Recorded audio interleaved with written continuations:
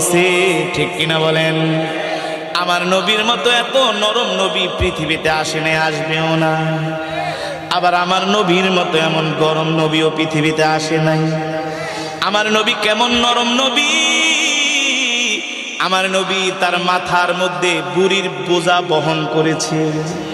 কথা বলেন, আমার নবী কেমন নবী, আমার নবী কেমন নরম নবী!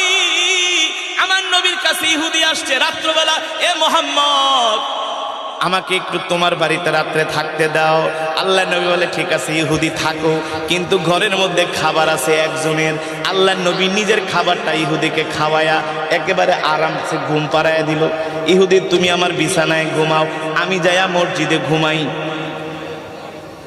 সুবহানাল্লাহ কোন নিজের খাবার না খায়া ইহুদিকে খাওয়ায় বলে তুমি ঘুমাও, আমি যাইয়া বিছানায় মসজিদে ঘুমাই। ইহুদিকে আল্লাহ নবী তার নিজের খাবার খাওয়ায়া নিজের বিছনায় ঘুম পাড়ায়া আল্লাহ নবী মসজিদে যায় ফ্লোরের মধ্যে ঘুমায় আছে, ফ্লোরের মধ্যে। আর ইহুদি খাটের মধ্যে ঘুমায়। ইহুদির মনে হইল শয়তানি, আল্লাহ নবীকে কিভাবে কষ্ট দেওয়া যায়। ইহুদি মনে মনে মনে ভাবে আজকে একটা সুযোগ পাইছি, মুহাম্মাদের বিছনার মধ্যে আজকে বাথরুম করে দেব। নাউজুবিল্লাহ, আজকে একটা সুযোগ পাইছি।